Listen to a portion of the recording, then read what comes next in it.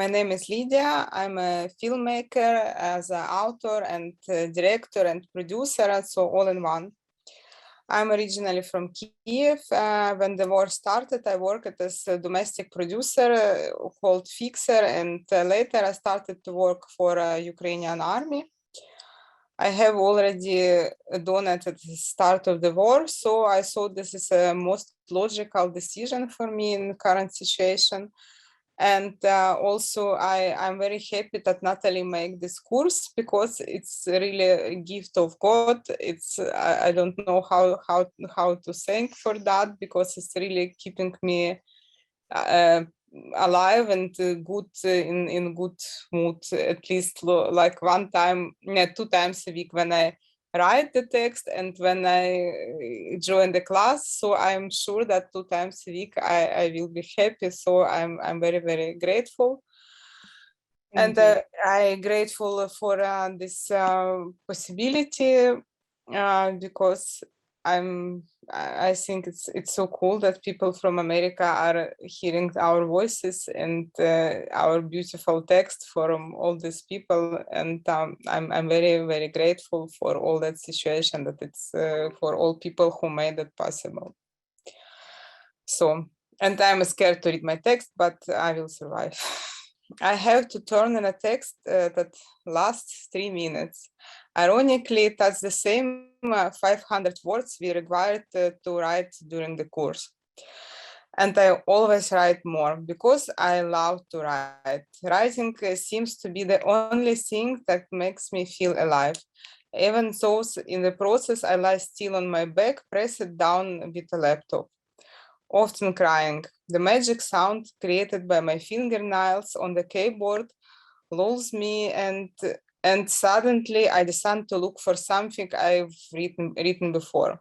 Maybe some masterpiece is already there and nothing has to be done now.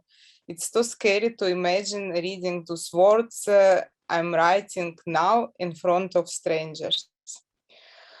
So I'm lying in the only hotel with the vacant rooms close to Kramatorsk. Its cafeteria windows are blocked by tables and nailed up with OSB wood.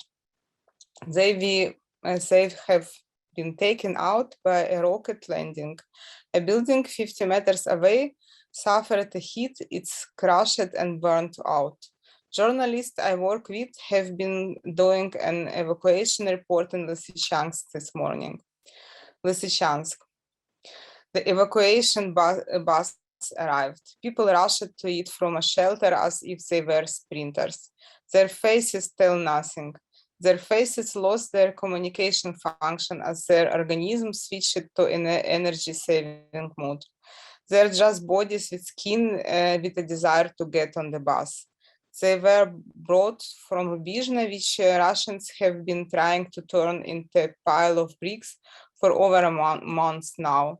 I know that because back in the March, I wrote an interview with people evacuated from there. Rubizhne is a small town, and I wonder how it still exists. An old woman in a blue knitted jersey over a flowered bathrobe and plaid slippers agreed to talk to us. She refused to evacuate since there were 2 dogs, cats, and 2 cows. Yesterday, a bomb hit her house. The house burned down completely, and together with dogs and cats, old woman and cows survived. She left the cows to her neighbor and went for evacuation. Her entire property are clothes she has and plaid slippers. It strikes me that this woman's neighbor stayed in Rubizhne, along with 2 cows. Probably she has cats too, and pigs maybe, and a kitchen garden. Remains of broken cars are scattered around of both sides of the road. Some are burned down, others have signs of accidents. Most of the wheels and headlights are missing.